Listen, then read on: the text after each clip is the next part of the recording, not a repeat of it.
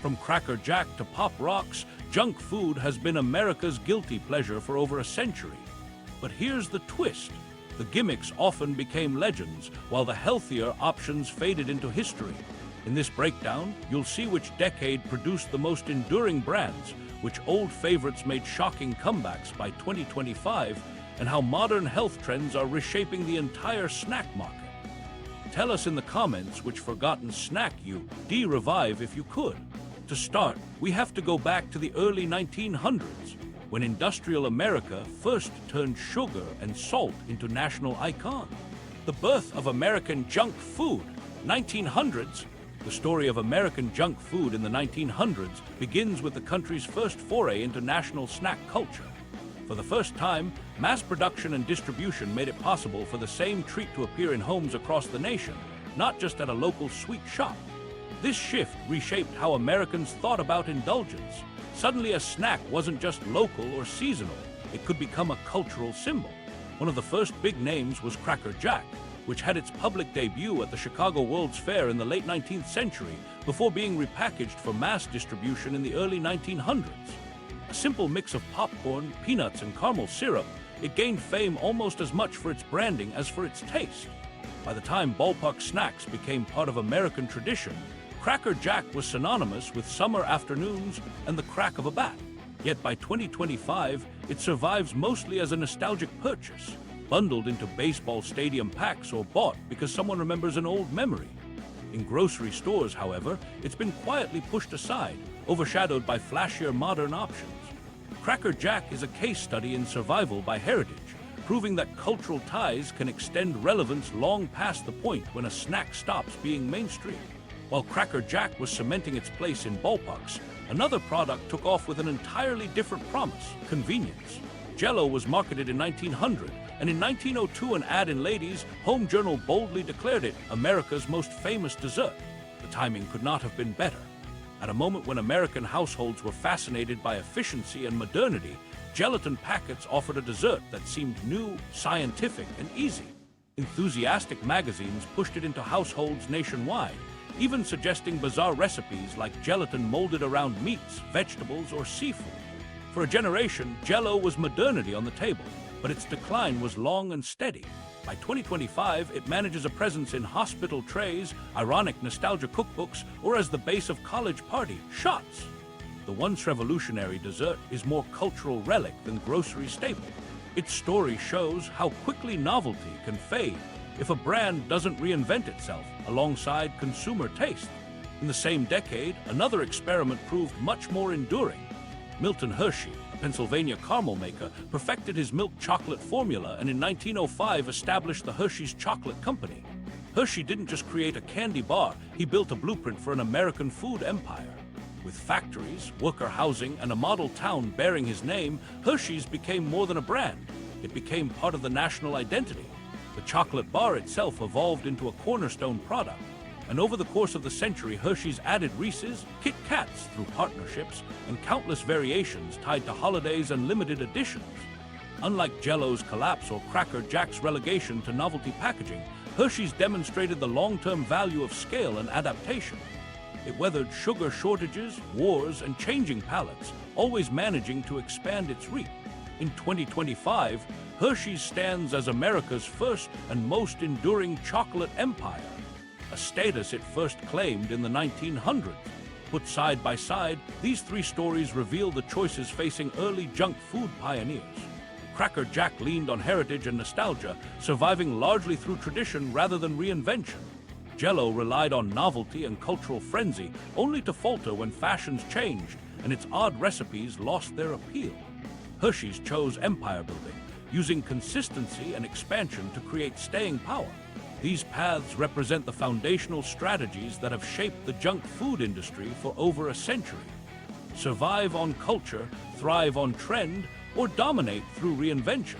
It's also worth remembering the smaller details of this era that get buried under chocolate and popcorn. In 1905, the Tootsie Roll appeared, sold in a small individually wrapped taffy stick for just a cent. It wasn't as headline-grabbing as Hershey's, but that single innovation, wrapping candies one by one, changed ideas about hygiene and packaging, giving Americans the sense of safety and consistency they would come to expect from all mass-produced snacks. Like Cracker Jack, it was humble in design. Like Hershey's, it endured in part because of its adaptability across generations. By the end of the first decade of the 20th century, the map for junk food's future was already established. Americans had shown that they would keep buying a product tied to nostalgia, chase after a trend that felt innovative, and reward companies that managed to blend quality with relentless expansion. Some of those names, like Hershey's, still tower over the modern marketplace. Others hang on only because traditions keep them alive. The core tension of that first snack war between novelty and endurance would play out again and again across the decades of American history. And although the 1900s might feel distant now, the lessons from those snacks are far from outdated. Today's viral hits on TikTok or Instagram echo Jell-O's moment in the magazines of 1902. The old-school, memory-driven pull of Cracker Jack looks a lot like the retro snack revivals we see pop up today. And Hershey's empire building is still the strategy of choice for the biggest food corporations around the world. The key question, then, is which of these pioneers shaped snack culture most enduringly in 2025? The nostalgic ballpark treat, the colorful gelatin once branded a miracle, or the chocolate empire that never went away? The answer becomes clearer when we step into the next decade, where America traded factories and fairs for war, shortages, and a new wave of sugary inventions that tested just how much indulgence the public could take. The 1910s, cupcakes, marshmallows, and the war on teeth. The 1910s marked the arrival of baked cakes, marshmallow spreads, and new candies that seemed to sweeten nearly every corner of American life. Factories were reaching higher capacity, and packaged foods were becoming normal in schools, workplaces, and even military rations. These weren't handmade confections from a neighborhood bakery anymore.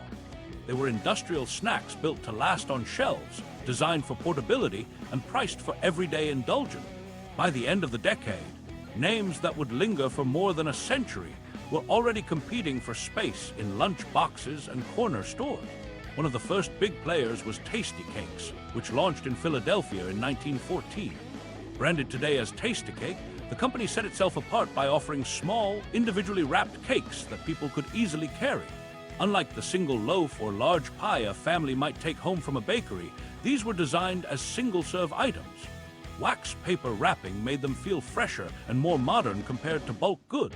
The model worked especially well in the Northeast, where Tasty Baking Company built strong loyalty. Over a century later, in 2025, Tastykake still survives, though its market remains mostly regional. Philadelphia locals defend the brand with pride, but beyond its home territory, recognition drops off quickly. This is the defining difference between regional snack makers like Tastykake and national giants. Loyalty can sustain a brand locally, but only large-scale expansion creates a household name.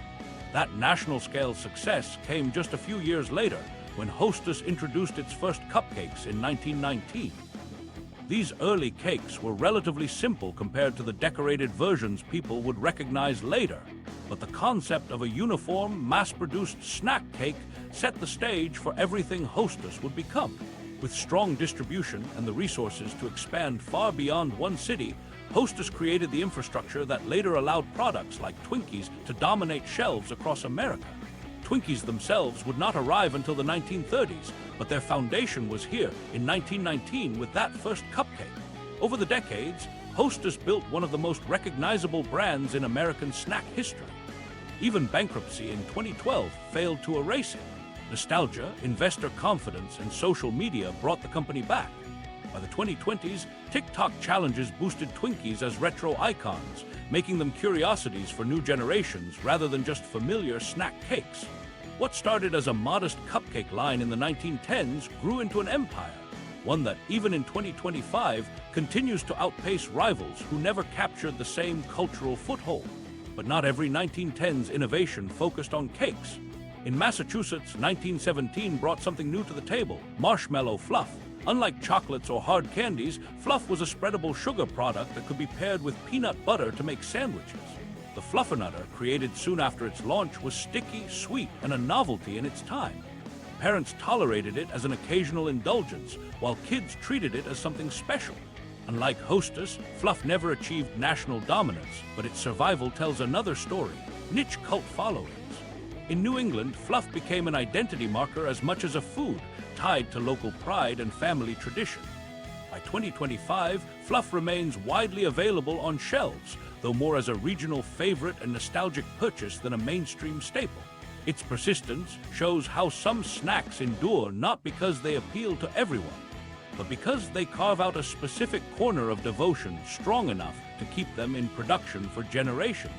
Meanwhile, another brand approached sugar with an entirely different pitch.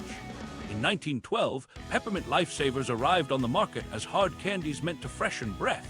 Early Lifesavers weren't the round donut candies most people remember today. The signature hole didn't appear until 1925. In their original form, they were small, solid mints, marketed as wholesome and neat, a respectable, portable alternative to heavy chocolate. The irony, of course, was that these breath-freshening candies were loaded with sugar, another contributor to dental problems of the era. Yet they caught on quickly, and their cleverly practical identity helped them stand out. A century later, Lifesavers still sit on convenience store shelves, even if they've long since lost top billing to gum-based competitors or fruit-flavored brands like Skittles and Starburst. Their survival is modest but notable, proof that even small, functional positioning could grant a century-long seat in the candy aisle. Taken together, the 1910s gave us four very different models of survival. Tasty Cakes thrived in its home city but never scaled nationally, showing the power and limits of regional loyalty. Hostess began its journey toward national dominance, eventually cementing itself as one of the most enduring snack companies in history. Marshmallow Fluff defined how a quirky cult product could carve out longevity by sticking to a niche rather than chasing mass appeal. And Lifesavers illustrated how branding candy as practical, not just indulgent, could grant it staying power, even if it never returned to its earliest prominence. If there was one clear loser from this decade, it might have been American dentistry. By the late 1910s, sugar consumption was skyrocketing, and tooth decay became so common that dentists were practically guaranteed business. Some critics even dubbed the explosion of sweets the war on teeth. One line was clear. Sugar was not just a treat anymore, it was a fixture in the American diet, and it wasn't going anywhere. Looking at 2025, it's easy to see how each player fared in the long run. Hostess is the heavyweight, with Twinkies, Cupcakes, and spin-offs generating major revenue and cultural visibility. Tasty-Cake stays alive, but mostly in Philadelphia and surrounding regions, where loyalty matters more than national reach. Lifesavers are still here, but mostly as an afterthought in aisles dominated by gummies and chocolate bars. And Fluff, still prominent in New England, living on more as a nostalgic sandwich spread than a mainstream necessity. The 1910s didn't crown a single winner. It revealed the paths snack makers could take, from empire building to niche identity, and showed how each path could carry a brand across decades. But the real turning point wasn't in spreads or pastries. By the following decade, candy makers would begin thinking bigger, much bigger. Some weren't content with stocking shelves. They wanted to captivate entire towns with inventive stunts. The question wasn't just whether Americans would buy more candy, but how you could get them to chase after it in the first place. The 1920s. Candy bars take flight. The 1920s brought a new kind of spectacle to the candy world. The rise of the candy bar as both a treat and a cultural event. No longer content to simply sit on shelves, these products arrived with bold marketing, flashy gimmicks, and new flavors designed to capture attention in an increasingly crowded market. This wasn't just about satisfying hunger anymore. It was about making a brand unforgettable. One of the most dramatic examples came in 1920, when the Curtis Candy Company staged a publicity stunt that literally dropped Baby Ruth bars from the sky. Airplanes flew over towns in more than 40 states, scattering the candy to people below. Children grabbed them off the ground, adults pocketed handfuls, and the stunt made national headlines. In one move, Baby Ruth went from obscurity to instant name recognition. The wild promotion summed up the attitude of the Roaring Twenties: excess, risk, and spectacle in equal measure. The candy itself had a respectable run, but the marketing outshone the actual product. By 2025, Baby Ruth survives mostly on nostalgia and retro branding, struggling to keep a foothold against faster-selling competitors. What began as a candy worthy of aerial delivery now often sits quietly in discount bins or hidden on the bottom racks of convenience stores, remembered more for its debut than its staying power. While Baby Ruth chased attention from the skies, another invention of the 1920s took a very different route: quiet persistence. In 1928, H.B. Reese, a former Hershey dairy employee, experimented with combining peanut butter filling and milk chocolate. The result was the first Reese's Peanut Butter Cup. Simple in design and inexpensive to produce, it created a perfect balance of sweet and salty that quickly caught on. At a time when peanuts were accessible to farmers and Hershey had made chocolate more widely available, the combination felt familiar and new at the same time. Reese began small, but the cup's popularity grew steadily through the decades. After his death, his family sold the brand to Hershey, and over time it became one of Hershey's central products. Nearly a century later, Reese's stands at the very top of America's candy market, remaining the best-selling brand by 2025. Every Halloween survey shows Reese's at the top of the trading pile, and its countless spin-offs, from seasonal pumpkin and egg shapes to collaborations with ice creams and cereals, extend its reach well beyond the candy aisle. Reese's success suggests that sometimes the simplest idea, executed consistently, can become virtually untouchable. But the candy boom of the 1920s didn't stop with peanut butter. The decade also brought the rise of coconut-filled treats. Mounds appeared in 1920, followed by Almond Joy in 1923, marketed as its sibling bar with just one small addition, an almond perched on top. It became a running joke among candy fans that Almond Joy was Mounds with a hat, but the humor belied the bar's persisted. They introduced something different in an era dominated by nougat and caramel. For many Americans who would never see the Caribbean, coconut offered a taste of the exotic. The strategy worked. Neither Mounds nor Almond Joy reached the cultural dominance of Reese's, but both secured steady, loyal audiences. Even in 2025, they still occupy shelf space, anchored more by consistency and brand recognition than marketing firework. In a candy world where most new products fail quickly, their survival counts as a quiet victory. Innovation wasn't limited to chocolates.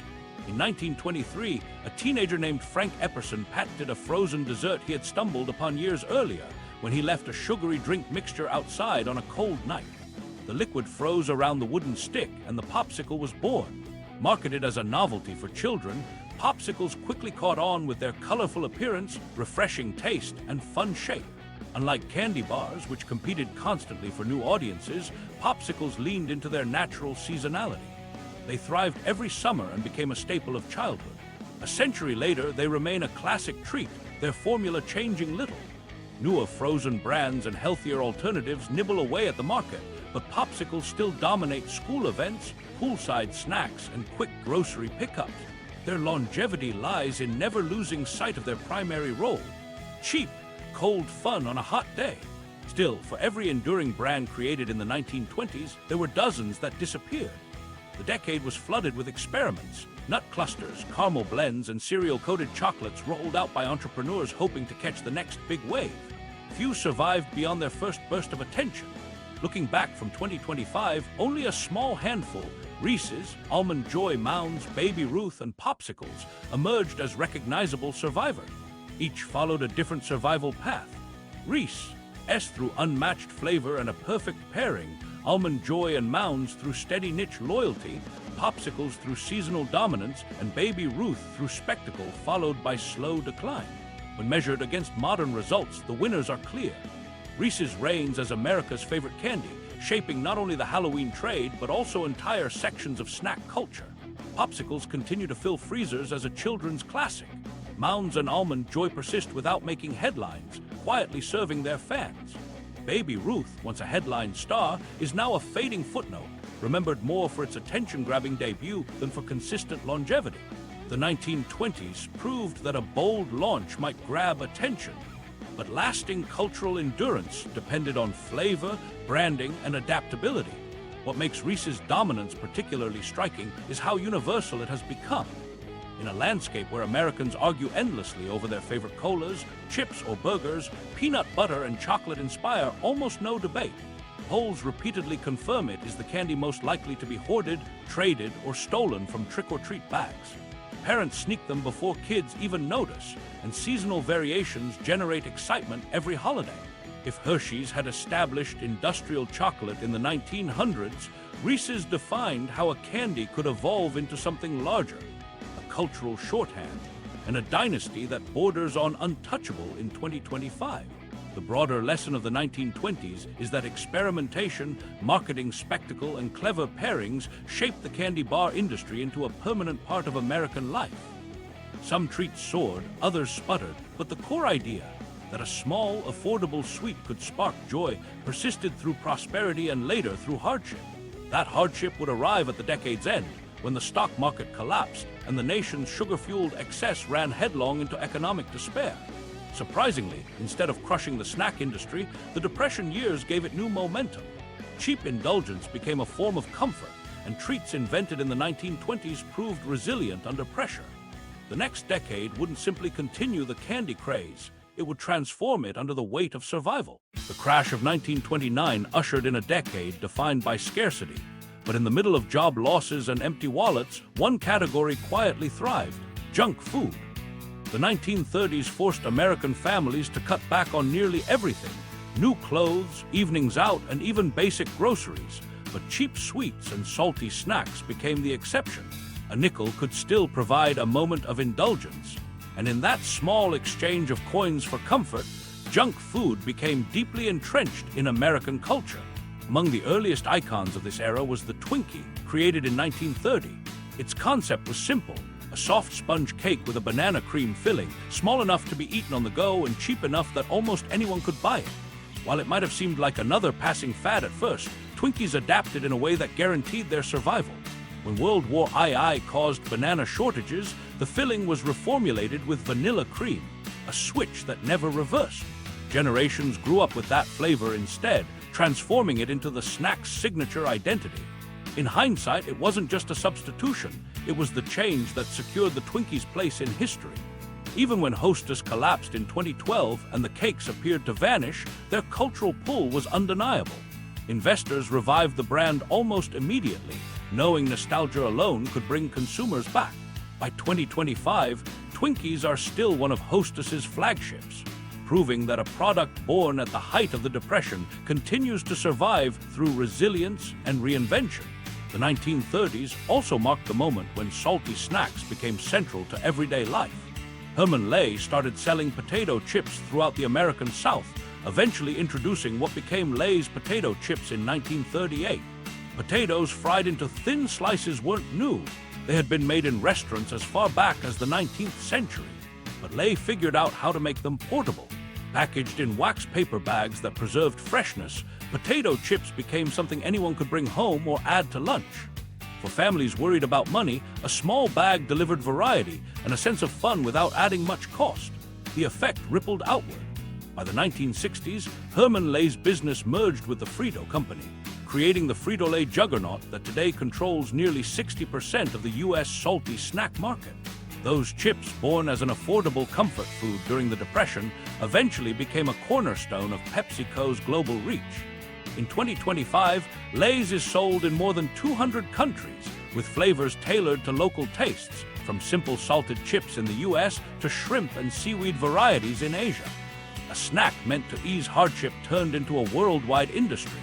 On the sweet side, Mars used the decade to expand in ways that still shape candy aisles today.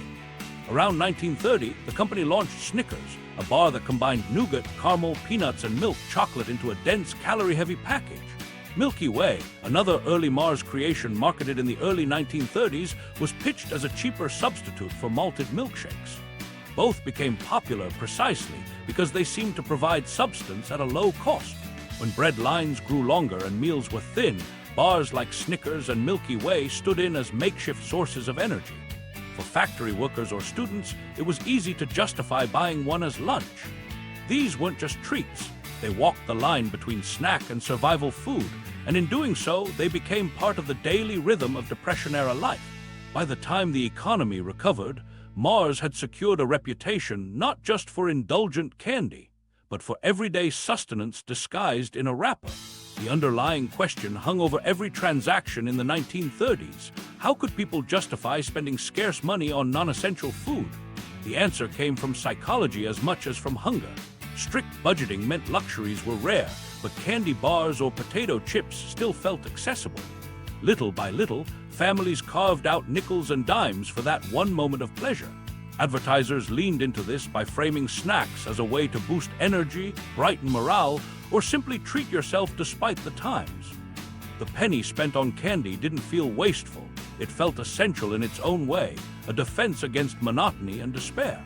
The brands born from these habits carried their influence forward. Snickers remains one of the world's best-selling candy bars, nearly a century after its launch. Milky Way still commands prime shelf space. Lay's dominates salty snack aisles in every corner of the globe, while Twinkies continue to represent indulgent nostalgia, no matter how often Hostess has stumbled. Together, these products show how companies that leaned into affordability and comfort during the Depression didn't just survive the decade. They set themselves up to last for generations. What makes their endurance particularly striking is how they scaled hardships into business models. A sponge cake, a potato chip, a candy bar, all designed as cheap indulgences during the leanest years, have grown into industries worth billions. By 2025, their presence in supermarkets, gas stations, and school cafeterias is so complete that it feels as though they've always been part of American life. Yet each began as a gamble that even during times of struggle, people would still spend a little on happiness. The story of 1930s junk food is a reminder that adversity doesn't always push businesses to scale down. Sometimes it encourages them to innovate in order to stay relevant. Packaged snacks proved there was always demand for small comforts, even when money was tight. And as the decade ended, the question shifted again. The next challenge wasn't about keeping spirits up during economic hardship. It was about how these brands would adapt to an entirely new kind of pressure: war.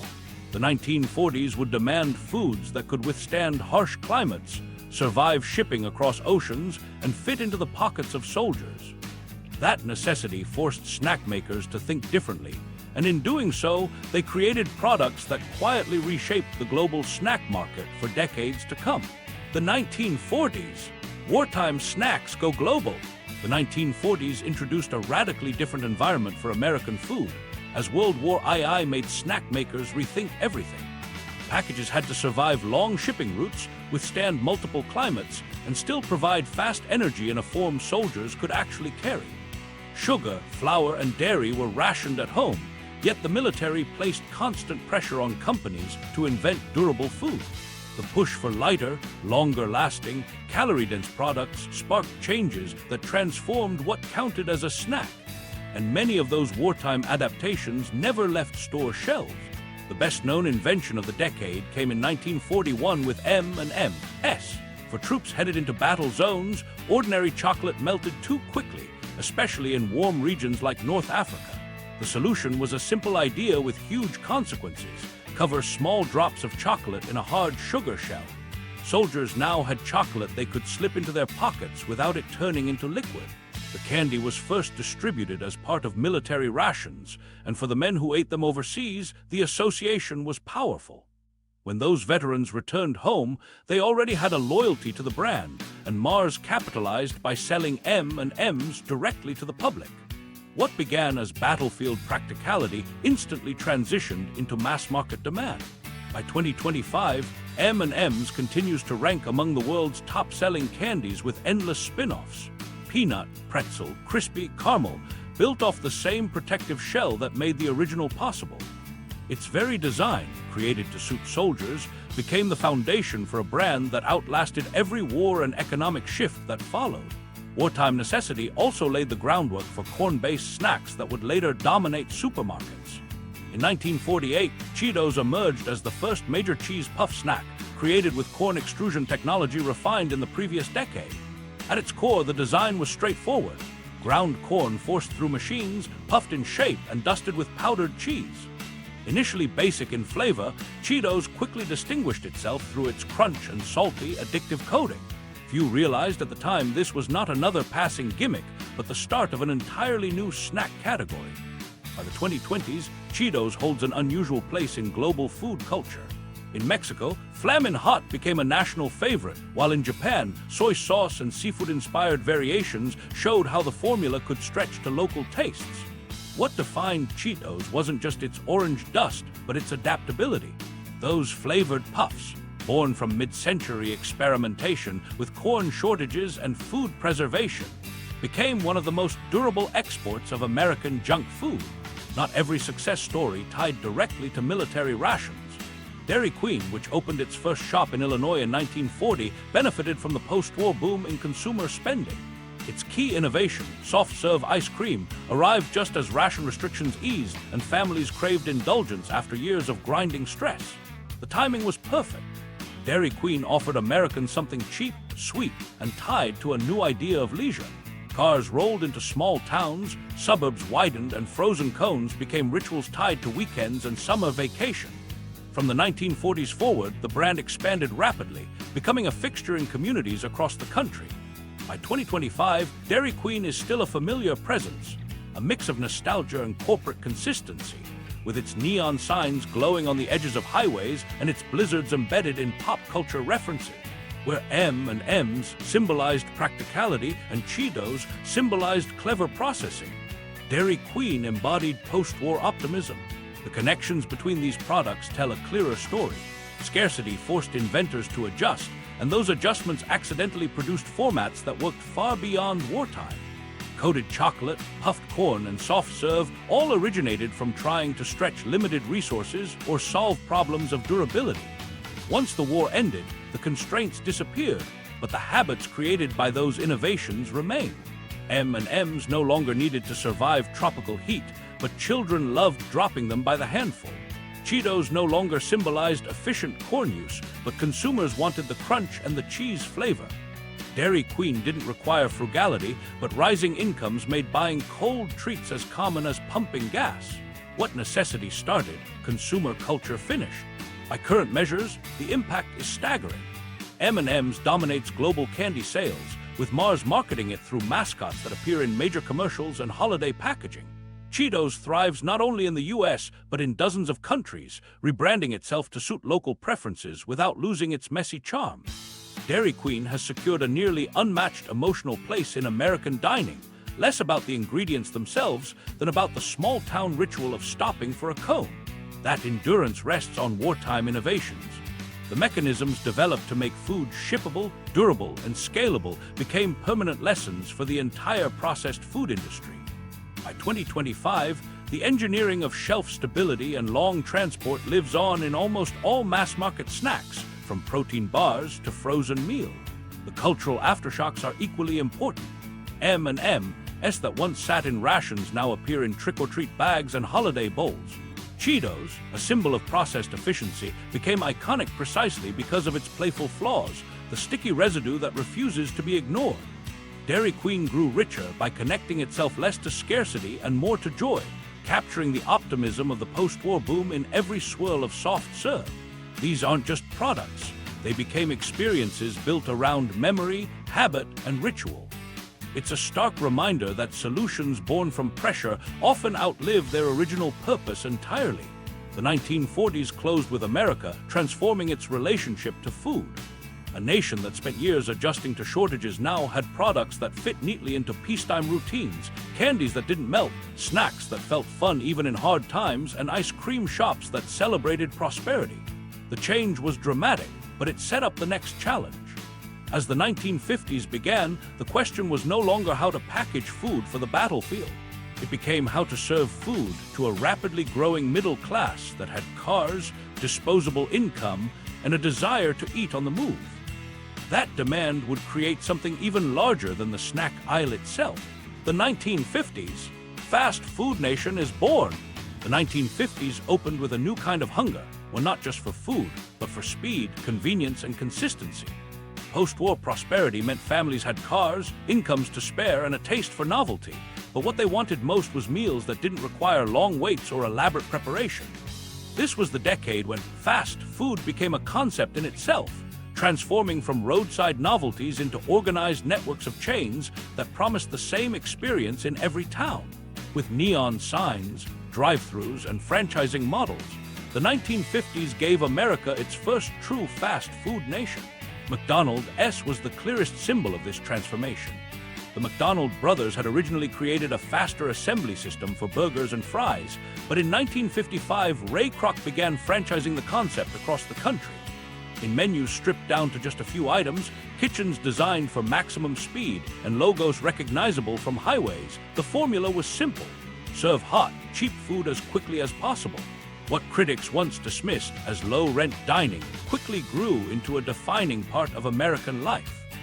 By 2025, with restaurants in over 100 countries, McDonald's demonstrates how methods born in 1950s suburbia became one of the most consistent and recognizable food brands in the world.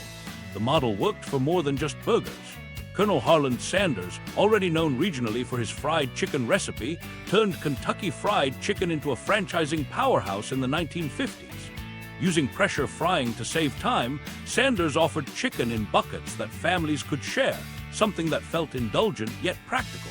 What once took hours in a home kitchen could now be picked up in minutes. Around the same period, Glen Bell began experimenting with quick-service Mexican-style food in California. The ideas that later became Taco Bell were rooted in this decade's spirit of speed and replication, giving mainstream America its first simplified exposure to tacos and burritos. These early ventures made it clear that predictable, replicated flavors mattered more to busy families than authenticity or atmosphere. Not all growth came from savory restaurants. At the sweeter end, Dunkin' Donuts, founded in 1950 by Bill Rosenberg, started franchising in 1955. Pairing donuts with coffee, Rosenberg targeted the surge in commuter culture and highway travel. By branding breakfast as something quick, caffeinated, and repeatable, Dunkin' carved out its own category and built a model as scalable as burgers or chicken. For millions of Americans, stopping for that branded cup became a morning ritual, a sign of how deeply fast food could embed into daily routine. Toward the decade's close, pizza entered the chain conversation. Pizza Hut opened its first store in Wichita, Kansas in 1959. At that point, pizza was still seen mainly as a dish from Italian-American enclaves, not a mainstream staple. The Carney brothers marketed it as family-friendly dining for the suburbs, priced at 95 cents for a small pie and $1 for a large. Dining inside a Pizza Hut felt casual but communal, offering a new kind of social eating experience. That approach reshaped pizza from an ethnic specialty into a national favorite. By 2025, the U.S. pizza chain market generates about $45 billion annually, with Pizza Hut and Domino's among the global leaders. It is difficult to overstate how much this late 1950s decision to franchise pizza changed the American food landscape. At the same time that restaurants were multiplying, groceries were also seeing new experiments. Kraft's creation of Cheese Whiz in 1953 captured the decade's fascination with processed convenience. Developed by the company's research team, it was designed as a ready-to-use cheese sauce that could be heated quickly or spread straight from the jar. Its electric orange color and long shelf life made it both an innovation and a punchline. Households were divided between those who embraced it as modern efficiency and those who saw it as processed excess. Still, its survival into 2025 reflects how well it fit into the values of the time: speed, uniformity, and minimal effort in the kitchen. The reason these 1950s innovations worked wasn't mysterious. Families were balancing suburban growth, longer commutes, and shorter meal times. What mattered was predictable taste, affordability, and speed. Chains succeeded because they traded variety and refinement for consistency, and customers rewarded them by returning again and again. By the end of the decade, the U.S. had established a model in which meals could be replicated like consumer products, sold under logos, and expanded through franchising networks. This decade didn't just give birth to individual chains. It proved that a meal could be industrialized and standardized like any other product. McDonald's, KFC, Dunkin', Pizza Hut, and Kraft's grocery store experiments all showed that food built on predictability could travel farther and endure longer than anyone originally imagined. What began as shortcuts in the 1950s became, by the 21st century, one of America's largest industries and most recognizable exports. By 2025, the evidence of this shift is everywhere. Chains born in the 1950s now serve billions worldwide. Grocery shelves still stock products like Cheese Whiz, and the underlying formula of affordable, consistent food remains unchanged. These weren't short-lived trends of a booming era. They were blueprints for how Americans would eat well into the future. Which decade would turn snacks into toys and lab experiments? Stay tuned. The 1960s, the age of portable sweetness. The The 1960s shifted snacks out of corner stores and into everyday life. This was the decade when treats stopped being occasional indulgences and became fixtures in lunchboxes, after-school rituals, and living rooms during television time. Families had less leisure for cooking, parents wanted quick solutions, and companies responded with foods that were cheap, portable, and aimed directly at children. The focus wasn't on elaborate desserts anymore. It was on convenience, packaging, and designing products that stacked neatly into daily routines. By the decade's end, several brands had cemented themselves as household fixtures, shaping habits that still resonate in 2025. Little Debbie kicked off the transformation in 1960. The McKee Foods Company had been running bakeries for years, but branding their snack cakes with the image of the McKees' young daughter gave them something personal and approachable. What set Little Debbie apart was affordability. Sold in multi-packs, the cakes let parents fill a week's worth of lunchboxes without straining the grocery budget. Options like oatmeal cream pies, zebra cakes, and Swiss rolls quickly caught on, and cafeteria trays across the country carried them into childhood memory. The strategy worked across generations. Parents trusted it, kids loved it, and stores stocked it because people kept coming back. 6 decades later, Little Debbie thrives in 2025 by leaning on nostalgia as much as taste. Millennials in particular share the brand online as a connection to their own childhoods, and Instagram has turned snack cake hauls into a weirdly common form of content. The original approach of cheap, reliable sweetness is still what keeps Little Debbie visible today. Just a few years later, Kellogg's introduced a new type of breakfast in 1964, the Pop-Tart. It was a toast-ready pastry filled with jam, easy to store in the pantry and even easier to prepare. At a time when mornings grew busier, Pop-Tarts solved a very modern problem: how to feed kids quickly before work and school. Early versions were unfrosted, but Kellogg soon realized the obvious. Kids wanted a sugar glaze on top as well as inside. Adding frosting was the stroke that transformed Pop-Tarts from functional breakfast into after-school favorite. The combination of portability and sweetness turned it into an instant hit, one of the best-selling grocery products of the decade. The formula for survival has remained the same ever since. By 2025, Pop-Tarts still dominate their aisle, driven by endless novelty and flavors. Fans joke that the number of Pop-Tart varieties now exceeds the number of Pokémon, pointing to new releases like pumpkin pie, wild berry, and offbeat experiments such as watermelon. Its longevity rests on a simple logic: give people the same product endlessly refreshed with new coats of flavor, and they never get bored. Not all of the decade's breakthroughs were sugary. In 1966, Frito-Lay launched Doritos, making tortilla chips a national packaged snack for the first time. Corn tortillas were already common in Mexican-American communities, but Frito-Lay turned them into something scalable by seasoning them with bold flavors that stood out from plain potato chips.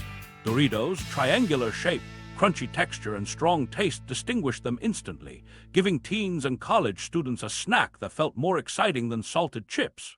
By the 1980s and 1990s, Doritos were fully locked into youth culture, appearing at parties, gaming marathons, and road trips.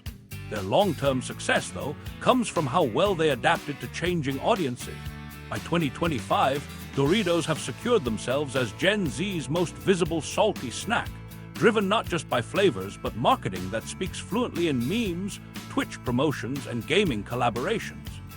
Bags of nacho cheese now double as pop culture artifacts, proving a tortilla chip born in 1966 could evolve into a digital age icon. Cookies, too, joined the rush to become portable and family-friendly. Nabisco had introduced Oreos back in 1912, but the competition sharpened when Chips Ahoy hit shelves in 1963, promising 1,000 chips in every bag. Instead of competing against cakes and pastries, Chips Ahoy aimed for Oreo's dominance in the cookie aisle. That rivalry created a two-party system in grocery sweets. Oreos remained at the top, but Chips Ahoy carved out its loyal base and secured long-term staying power. By the 2020s, both brands survived side by side, proving that once a snack category captures public imagination, it can support more than one reigning dynasty. Looking back, the most important question wasn't whether these products would gain traction, but whether they would last. In the 1960s, each seemed like a gamble. A frosted toaster pastry could have been dismissed as a gimmick. A cheese-dusted tortilla triangle might have been viewed as an obscure ethnic sideline. A girl on a box of cakes could have been shrugged off as another bakery brand wrapped in plastic. But these gambles became cornerstone. Pop-Tarts endured by flooding shelves with constant variety.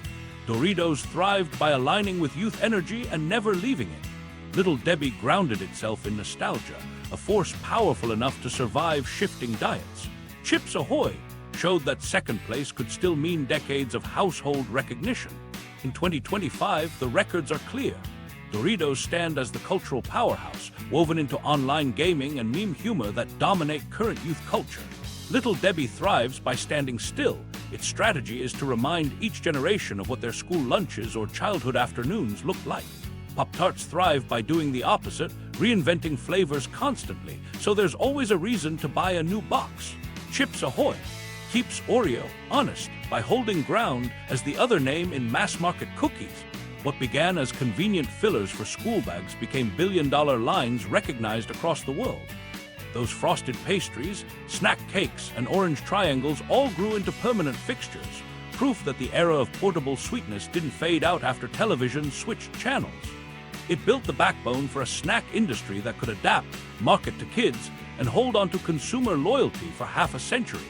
The fact that so many of these brands remain prominent in 2025 underscores how well they aligned with habits formed in that decade. The lesson of the 1960s isn't only about business models. It's about shaping culture through routine. These snacks weren't sold as adrenaline-filled novelties. They were sold as dependable companions for everyday life. That's what made them survivors. Families wanted ease, kids wanted sugar, and the packaging made everything portable. Those three needs carried the products into every household, and once rooted there, the brands never left. By the end of the decade, snack makers had proven they could create emblems of familiarity. But the years ahead would veer in a contrasting direction. The 1970s wouldn't settle for dependable. They pushed snacks to become strange, playful, and at times bizarrely experimental, as if scientists were turning the candy aisle into a laboratory. The 1970s, weird science snacks.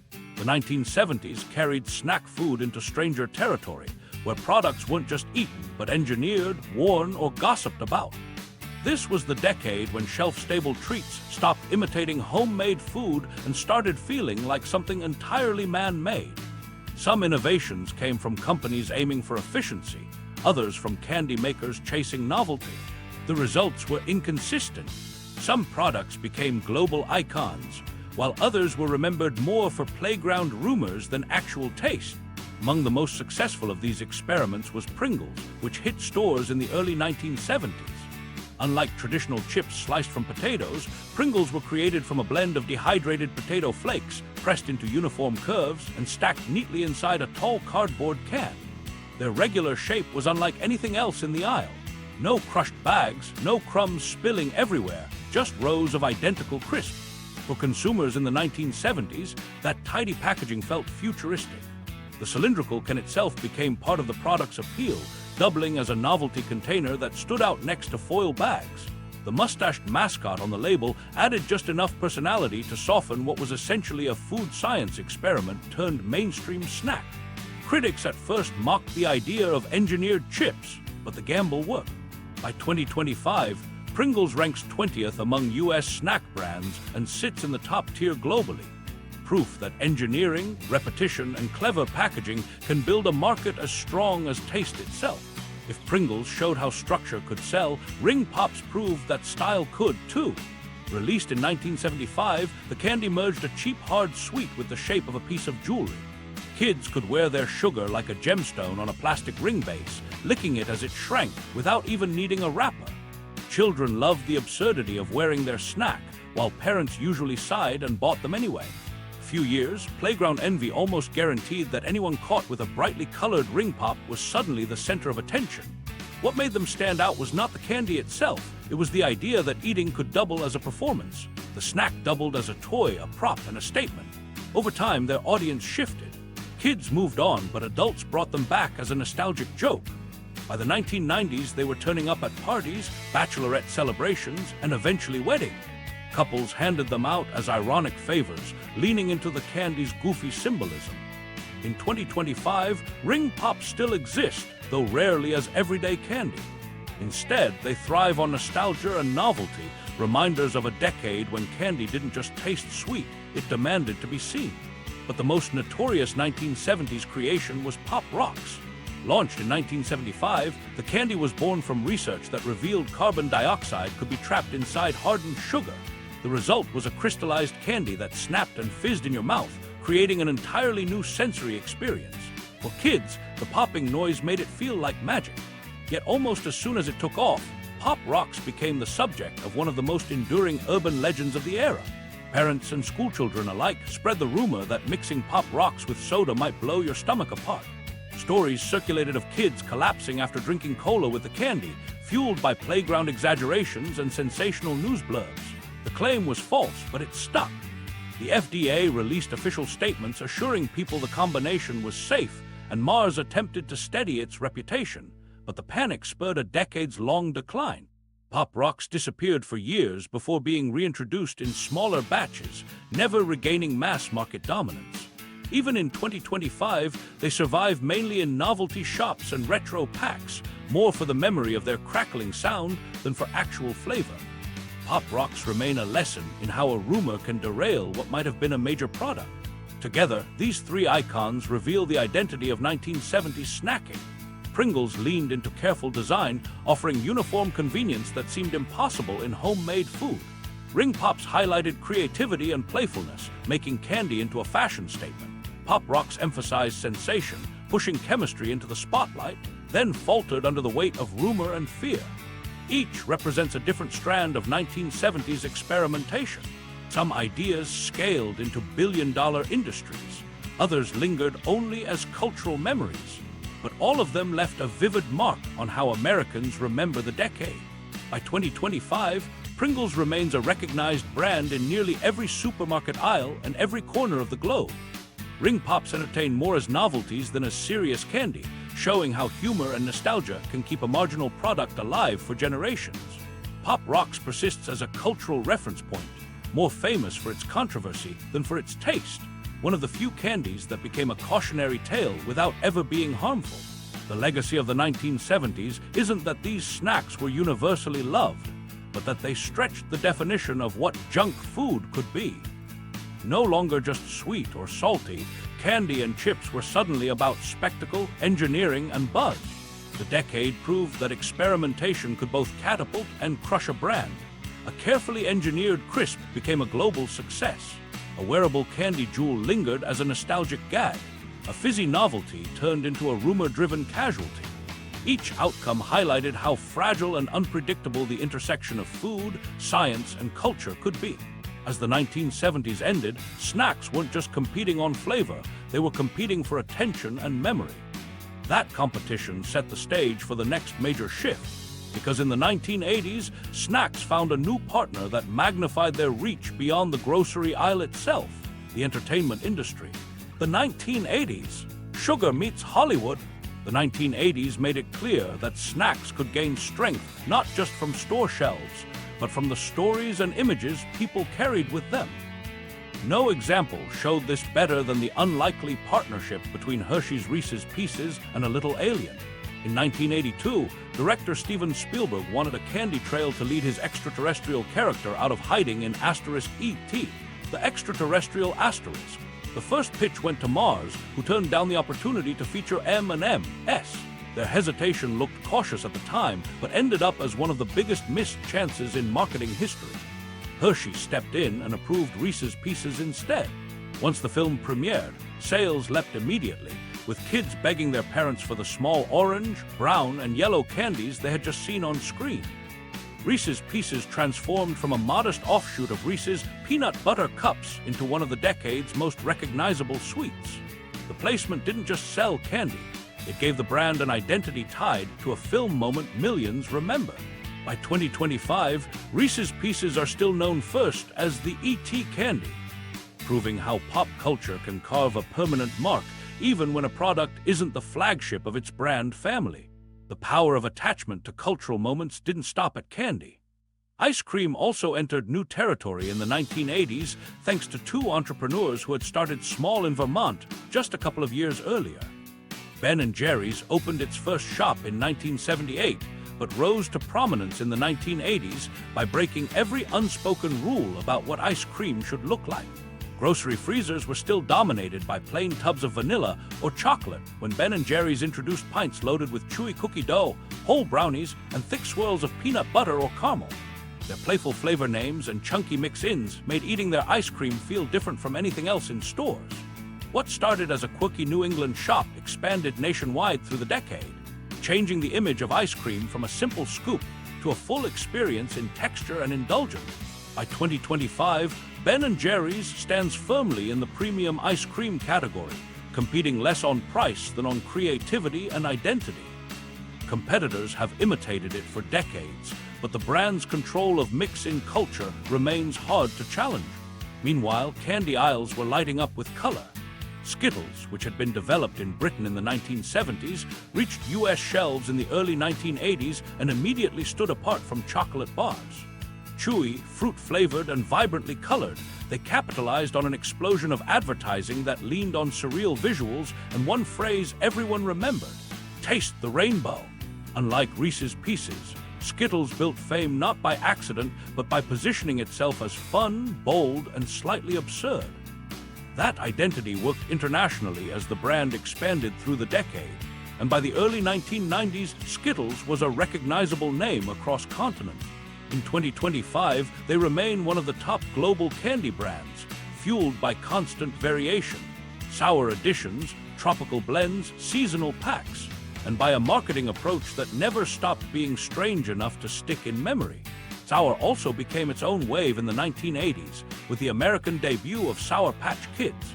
First developed in Canada in the 1970s, but reformulated for the US market by the mid-1980s, the candies were built on a simple but addictive concept: start sour, end sweet.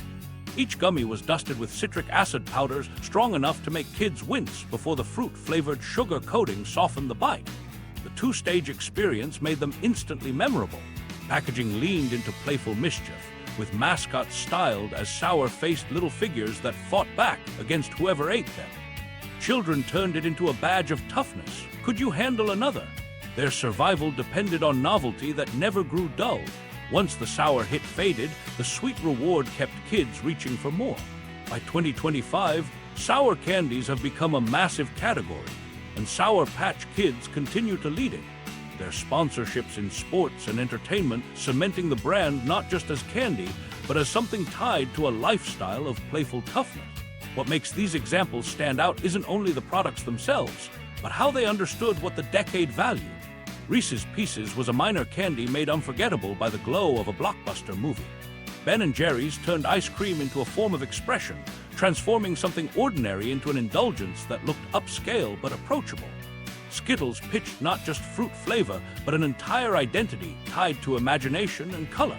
Sour Patch Kids leaned on an emotional reaction, turning shock into a marketing hook that hasn't faded. None of these were accidents. Each succeeded because it built a clear association beyond taste. By the end of the decade, the results were clear. Skittles established itself as a true global brand, recognized across nations. Ben & Jerry's secured the premium freezer space every other brand now tries to imitate. Sour Patch Kids turned sour candy into a billion-dollar subcategory. And Reese's Pieces, though overshadowed in sales by the powerhouse Reese's Peanut Butter Cups, remain alive today largely because millions of people still connect them to a movie scene from 1982. Mars, makers of M&Ms, already had a global juggernaut, but their rejection of Spielberg's request left an enduring what-if.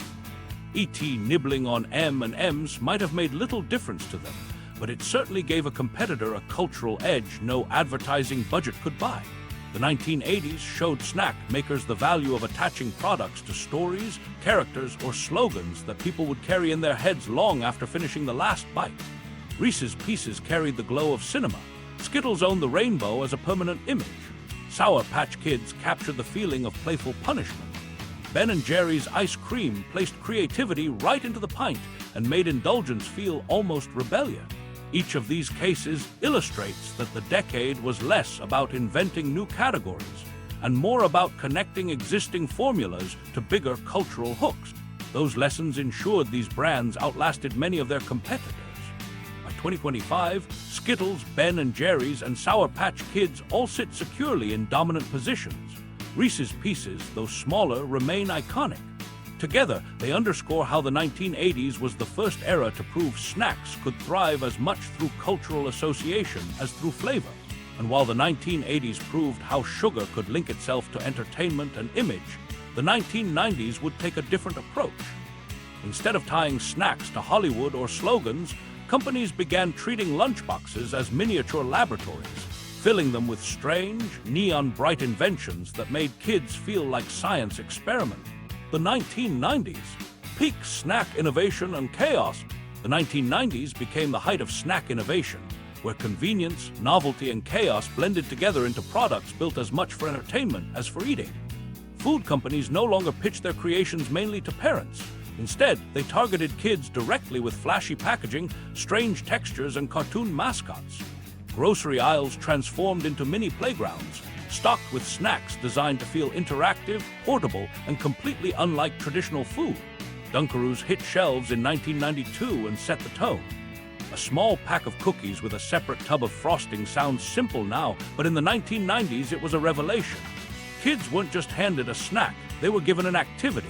Whether you dipped carefully or piled frosting high on a single cookie, the appeal was the freedom to choose. It was sweet, messy, and addictive. By the mid-2010s, Dunkaroos had faded out, but their legacy lived on so strongly that in 2020, General Mills revived them for adults who grew up with the brand. The comeback was an immediate viral success, showing just how powerfully nostalgia can drive both sales and memory. In 1991, Betty Crocker introduced two other icons, Fruit Gushers and Fruit by the Foot. Both redefined what a fruit snack could be. Gushers were chewy hexagon-shaped pieces filled with syrup that oozed out once bitten into, making every bite a mini surprise. Fruit by the Foot presented itself as a roll nearly 3 feet long, inviting kids to play before eating. Some unspooled it dramatically, while others tried to eat the entire strip in one go, sticking tongues and fingers with neon sugar. The appeal was as much about the format as the flavor. These snacks turned lunch and recess into events, with competitions and trades that lived on in schoolyard legend. While candy makers engineered new ways of delivering sugar, Kraft Heinz shifted focus to meals that doubled as snacks. Prepackaged trays called Lunchables had existed since the late 1980s, but went mainstream until the 1990s. Suddenly, kids had neat compartments of crackers, cheese, meats, and sometimes dessert, all ready to assemble on their own terms. That sense of control, stacking crackers into tiny sandwiches, was part of the fun. For parents, it was all about speed and convenience. No prep meant one less thing to organize on hectic mornings. The format proved so popular that Kraft quickly developed more variations: pizza kits, nachos, breakfast versions, and eventually over 30 different types. By 2025, Lunchables remain a fixture of store shelves, as much a symbol of childhood memory as a practical tool for busy families. Even classic health foods weren't immune to this toy like reimagining. Yogurt had been steady in American diets for decades, but in 1998, Yoplait launched Go-Gurt. Instead of cups with spoons, yogurt now came in squeezable tubes that could be eaten on the run. Advertised as tube fuel for kids, Go-Gurt reframed yogurt as something playful rather than nutritious. Flavors were bright, sugary, and marketed with the same energy as sodas and candy. The fun of ripping, squeezing, and slurping made the category last. Even today, parents debate whether it belongs in the breakfast section or alongside sweet treats, but Go-Gurt endures by seeming both. By the end of the decade, one of the most striking themes was clear. The line between meal and candy had collapsed. Dunkaroos disguised tubs of frosting as cookies. Gushers and Fruit by the Foot claimed to be fruit snacks, despite their sugar-heavy makeup. Lunchables marketed themselves as balanced meals when their sodium content rivaled fast food combos. Go-Gurt borrowed yogurt's nutritional halo while leaning into its novelty as a portable squeeze snack. Parents bought them for convenience. Kids loved them because they didn't feel like regular food. Nutrition quietly took a backseat, and the trade-off between practicality and health became the unwritten bargain of the decade. Most importantly, the 1990s created products that didn't just live in pantries, they lived in memory. As trends moved toward health consciousness in later years, many of these snacks faded or were reformulated, yet their cultural weight proved impossible to erase. That's why items like Dunkaroos could roar back decades later, fueled entirely by nostalgia. The same emotional bond carried Lunchables forward, cementing them as both a present-day tool and a throwback memory. Gushers, Fruit by the Foot, and Go-Gurt are still around, selling less as daily staples and more as quirky reminders of childhood. The lesson of the decade is that snacks don't need to be timeless in taste to last. They only need to secure their place in memory. By 2025, companies still profit from that era's creations, either by keeping them on shelves or reintroducing them to adults who used to trade them in school cafeterias. Nostalgia proved itself just as powerful a driver as flavor or convenience, and the revival of Dunkaroos is the clearest demonstration. The 1990s may not have produced the healthiest foods, but they perfected the art of making snacks that felt fun first and nutritious later. That blend of accessibility and imagination explains why so many survive in some form today.